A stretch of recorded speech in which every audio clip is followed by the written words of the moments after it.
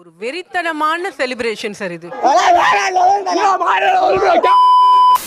அதுவும் நான் போய் தியேட்டர்ல வந்து டீசென்ட்டாலாம் உட்காந்து பார்க்க மாட்டேன். இந்த மாதிரி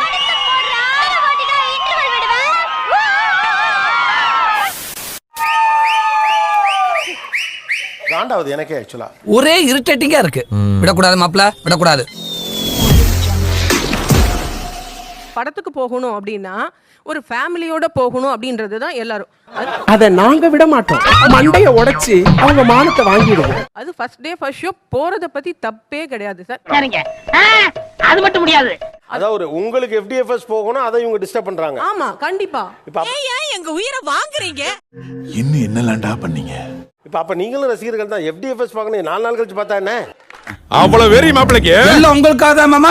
ஒரு பாலாபிஷேகம் ஊத்துறேன்னு சொல்லிட்டு ஒரு பையன் 20 அடிக்கு மேல ஏறி நிக்கிறான். டேய் இப்படிலாம் பண்ணன்னு வச்சுக்கடா, நாசமா போயிருவடா.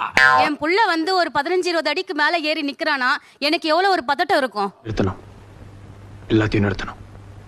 முடியாது. ஒரு சினிமாக்கு எதுக்கு இப்படி அடிச்சுக்கணுங்கிற ஒரு நியாயமான கோபம் தான். அட தற்கூரி நாயங்களா, ஏன்டா இந்த மாதிரி அநியாயம் பண்றீங்க? இவங்க சொத்தை அவங்க எடுத்த மாதிரி எதுக்கு அவ்வளோ கோபம்? After all it's a film. ஏப்பா அத ஒரு ஜாலியா எடுத்துக்கிறப்படாதா? பெரிய நடிகர் எல்லாரும் வருஷத்துக்கு ஒரு படம் அதிகம் தான். சோ அவங்களுக்கு அந்த ஒரு நாள் உங்களுக்கு கொண்டாட்டமா இருக்கும். என்ன மாப்பிள்ள நான் சொல்றது? எதுவா இருந்தாலும் ஒரு நியாயம் இருக்கு. அவங்களுக்கு தீபாவளி ஒரு பொங்கல் மாதிரி இருக்கு.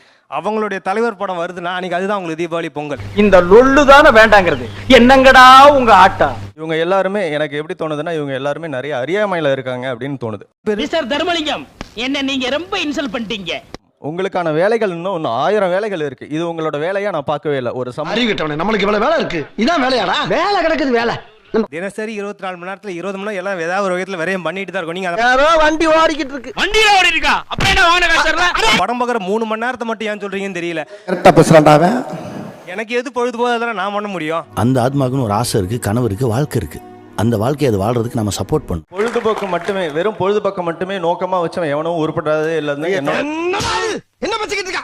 எதுக்கு எடுத்தாலும் எனக்கு முடக்காம. இல்ல அவன் சொல்றான் ஒரு நாள் செலிப்ரேஷன், அது எனக்கு அவ்வளவுதான். என்னடா இது சினிமாவா? லைஃப் டா. நாங்க சம்பாதிக்கிறோம், அதுல ஒரு சின்ன செலவு வந்து எங்க தலைவர்களுக்காக நாங்க செலவு பண்றோம். அப்ப புள்ளி பெரும்புள்ளி காசு கொட்டுது போல இருக்கு. காசு செலவு பண்ணா பிரச்சனை இல்ல சார், சம்பாதிச்சு எடுத்துடலாம் சார். உயிர் போகுது சார், அவங்க அது யாரும் சொல்ல மாட்டாங்களே. யோ கேக்குறேன்ல சொல்லியா? நீங்க சொல்றீங்களே, எனக்கு என்ன கோவம் வருது அப்படின்னா, யாரோ ஒருத்தவங்க நாங்க வந்து சேஃப்டியா பண்றோங்கிறீங்கல்ல. உனக்கு அறிவு இருக்காயா? பட்டாளத்துல இருந்து அப்படி முட்டாதனமா இருக்கீங்க. அதே நீங்க சொல்லிட்டு இருக்கிற அதே நேரத்துல எனக்கு எத்தனை தியேட்டர்ல நீங்க அடிச்சுக்கிறாங்க. வயசு மட்டும் ஆச்சு, வாசுப்படி கல்லுக்கானாப்ல தெரியாதுங்க, அறிவு கெட்ட ஜென்மங்க. அந்த சூழல் அங்க உருவாக்குறது யாரு? அதை பத்தி கொஸ்டினே பண்ண மாட்டேங்கிறீங்களே. இல்ல நீ சொல்றது உண்மைதான்டா. நாம திருந்த நினைச்சாலும் இவங்க திருந்த விட மாட்டாங்க. தியேட்டர்காரங்க பண்றாங்க இல்லன்னு நான் சொல்லல. இருந்தாலும் இவங்க அதுல அடிக்ட் ஆயிடுறாங்களே ரொம்ப. ஒரு வெறித்தனமான செலிப்ரேஷன் சார் இது. பார்க்கும்போது என்ன இப்படி எல்லாம இருக்கணும் அப்படி வெறித்தனமா அந்த அட கருப்பா, இந்த மனுஷ பயலுக்கு திருந்தவே மாட்டாங்களே. வெடி வெடிக்கிறது பார்க்கணும், உடம்பு சுத்திக்கிட்டு இப்படி இப்படி வெடி வெடிக்கிறாங்க. அப்படியே பயமா இருக்கு. நம்ம பார்க்கும்போது என்ன ஏன் இவ்ளோ ஒரு முட்டாள்தனமான ஒரு வேலையை செய்யறாங்க? இல்ல சார், அவங்க எல்லாம் அறிவியட்ட பாதை இல்ல சார். இவங்க இந்த பூமிக்கு தேவையில்லாத எக்ஸ்ட்ரா வெயிட். தீபாவளிக்கு வெடிக்கிறது பொறுப்பு இல்லையா சார்? பட்டாசு தீபாவளி பண்டிகை பயப்பிடிச்சிட்டான். எல்லாம் டெக்னாலஜி. தலைவர் என்னைக்கு படம் ரிலீஸ் ஆகுதோ அன்னைக்கு தான் சார் எங்களுக்கு பண்டிகை. லூசு பைய, லூசு பைய. உங்களோ தீபாவளியோ அனைவருக்குமானது. எனக்கு அதுதான் தீபாவளி, நீயும் பொறுத்துக்கொள்னு சொல்லக்கூடாது. அதெல்லாம் சொல்ல முடியாதுடா. சொன்னா இந்த ஊர் ஒத்துக்காது. பண்டிகை எல்லாம் விட்டுருவோம். இப்ப அவங்க சொல்ற மாதிரி பார்த்தா ஒண்ணா கட் பண்ணணும். ஃபர்ஸ்ட் ஆமா, உனக்கு இப்ப என்னடா வேணும்? அப்படி கேளு மச்சான். ஃபர்ஸ்ட் வந்து மேரேஜுக்கு நீங்க வெடியெல்லாம் யாரும் வெடிக்க கூடாது. இதெல்லாம் நிறுத்த முடியாதுடா. இன்னைக்கு பூரா விட மாட்டான் போல இருக்கே. திருவிழா நல்லது கெட்டது ஊர்ல வைப்பாங்களா, வெடி வெடிக்க கூடாது. இப்ப எல்லாம் சொன்னா எப்படி? எல்லாம் தெரியும். எல்லாத்துலயுமே ஒரு ரிஸ்க் இருக்கு. இந்த ஏஜுக்குன்னு ஒரு டீனேஜுக்குன்னு ஒண்ணு இருக்குல்ல. இது என்னமோ புதுசா ஒரு கதையை சொல்லி ரொம்ப குழப்பறானே. குழந்தைன்னா அடம் பிடிக்கும், அழுவும், எல்லாம் பண்ணும். அப்பதான் அது குழந்தை. டீனேஜ்னா ஒரு சில ரிஸ்க் எடுப்பான். என்ன பத்தி நீ ரொம்ப நீளமா புரிஞ்சு வச்சிருக்க. ஒரு தியேட்டருக்கு முன்னாடி ஒரு கண்ணாடி இருக்கு, அதை இடிச்சுக்கிட்டு போறாங்க. அவங்க நிதானமா உள்ளவங்களா? அந்த வெளிநாட்டுக்காரன் தான் அறிவில்லாம செய்யறானா, நம்மளும் செய்யக்கூடாது. ஒருத்தன் நான் சாக போறேன்னா மேலேருந்து கீழே விழுந்தா செத்து போயிடுவான் தெரியும். நான் கீழே விழுவாங்களா? உன்னெல்லாம் யாரா வாழ சொன்னா? போய் கடல்ல விழுந்த சாவு. அந்த ரசிகர்களுக்கு வெளிப்பாடு வந்து அப்படிதான் காட்டுற மாதிரி இருக்கு எங்களுக்கு. அதை நாங்க என்ன பண்ணணும் எங்களுக்கு தெரியல. திருத்தவே முடியாதா சத்தியமா? நீ என்ன சொன்னாலும் இவனை சத்தியமா திருத்தவே முடியாது. குழந்தை பிறக்கிறப்ப ஒரு எப்படி இருக்கோ அதே மாதிரி தான் சார் உண்மை. எனக்கு தெரிஞ்சு இவனுக்கு சரியான பைத்தியம் இல்லடா, சரியாகாத பைத்தியம். சத்தியம் சத்தியம் உண்மைதான் சார். மூட நம்பிக்கை ஜெயிச்சா கூட பரவாயில்ல, இந்த நம்பிக்கை ஜெயிக்க கூடாது. குழந்தை பிறக்கிற இது மாதிரிலாம் கம்பேர் பண்ணலாம் இரிட்டேட் ஆகுறாங்க. ஒரே இரிட்டேட்டிங்கா இருக்கு. விடக்கூடாது மாப்ள, விடக்கூடாது. ஒரு குழந்தை பிறக்கிறப்ப காண்டாவது எனக்கே ஆக்சுவலா. சரி எனக்கு என் தலைவனை ஃபர்ஸ்ட் பார்க்கணும். வேற ஒருத்தவங்க எடுத்து ஸ்டேட்டஸ்ல வச்சிட்டாங்க அப்படின்னா ரொம்ப கஷ்டம், ரொம்ப கஷ்டம், ஆபத்தானவர்கள். அதை எனக்கு பாக்குறது ஒரு மாதிரி கில்ட்டா ஃபீல் ஆகுது. வேற இந்த கருமத்தை வேற எனக்கு அனுப்பி வைக்கிறாங்க இந்த இதுல. அவங்க சொல்ல வர்றதே அதான், நீங்க ரசிகராகவும் இல்லங்க. உங்களோட கேவலமான ஜென்மம் இந்த நாட்டில் இருக்க முடியுமான்னு எனக்கு தெரியல. இல்ல நான் நீங்க பர்சனலா அதை என்ஜாய் பண்றீங்களான்னு ஒரு கேள்வி இருக்கு. நான் மரியாதையா மூடின்னு ஒழுங்கா இருக்கணும். இங்கன்னு வாய திறந்த எப்பவுமே ஃபேமிலியோட பார்ப்பேன் சார். ஒரு 16 பேர் டிக்கெட் போட்டு ஒன்னா போவோம். நல்ல குடும்பம். இந்தியாவில் இப்படி ஒரு குடும்பத்தை நான் பார்த்ததே இல்ல.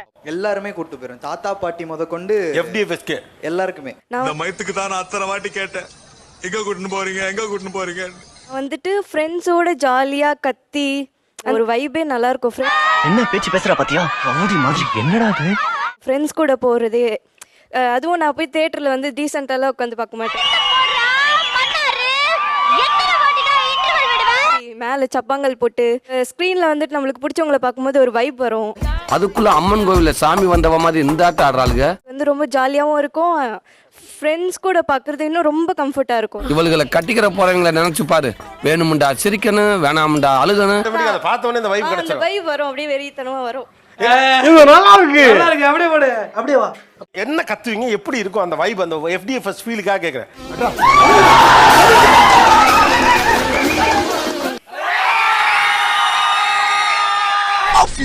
அப்படியே உள்ள இருக்க ஆத்மாவை அப்படி இழுத்து வெளியே போடுது. சபல்.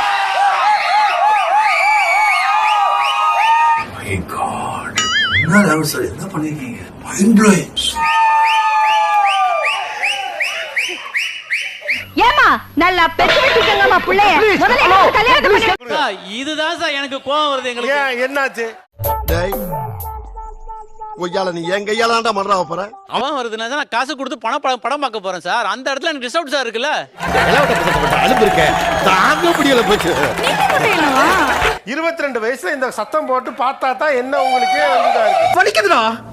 ஆறல ஆறாது. உங்களுக்கு பிடிச்ச ஒருத்தங்கள ஏர்போர்ட் வாசல்ல பாக்குறீங்க, இல்ல பஸ் ஸ்டாண்ட்ல கோயம்பேடுல போய் பாக்குறீங்க. Welcome sir. வணக்கம் வணக்கம். தோத்தாத்ரு டைம் இல்ல.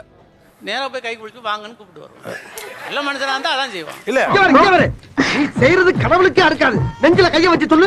6 அறிவுலும் அதான் செய்வான். இல்ல இந்த 6 அறிவுன்னு அவ்வளவு பேர் இழுக்கப்படாது. என்ன கிண்டலா? இல்ல நக்கல் செய்வான். வேற என்ன கட்டி ஓடு அது என்ன உள்ள வந்து ஆத்திர பயிர மாதிரி பயிரமல போட்டனா பொளந்துறடா. இதுக்கும் ஒரு பள்ளிக்கூடத்துக்கு அப்ப என்ன வித்தியாசம்? அங்க படிக்க போறான், இங்க ஜாலியா இருக்க போறான். இந்த தெளிவு உங்களை எங்கேயோ கொண்டு போகுது. அப்ப ஜாலியா இருக்கிற இடத்துலயுமே இப்படியே இருக்கணும்னா எப்படி இருப்பான்? சொல்றா. 1988ல ரசிகர் பண்ற தலைவரா இருந்தவன் தான். அப்படியா? அப்படின்னா உங்க பேர்ல ரசிகர் மன்றம் இருக்கணும். அது வேண்டான்னு ஒதுங்கி போய் நான் பட்ட கஷ்டம், நான் பட்ட அவமானம்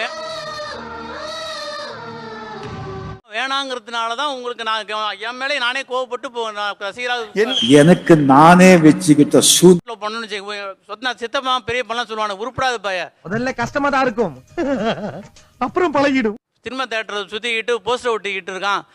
தரித்திரம் முடிச்ச மூதேவி, உன் கதை என்னடா காரி துப்புற மாதிரி இருக்கு. நடிகர் சினிமாக்கா சுத்திட்டு இருக்கான்னு திட்டுவாங்க. இன்னும் சிரிச்சுட்டே சொல்றேன். இதான் அம்மா சிரிக்கிறேன், உள்ள அழுதுட்டு இருக்கேன். என்னோட பழக்க வழக்கங்கள் மாறி போச்சு, சில தவறுகள் செஞ்சிருக்கேன். அவன் தான் சொல்றான் உனக்கு அறிவில. எப்பந்தான் நீ எல்லாம் திருந்தா போறியோ. சின்ன சேனல் எதா இருந்தாலும் அது கொஞ்சம் ஆதரவு கொடுங்க. உங்க பொண்ணான கையை கொண்டு அந்த பெரிய தட்டி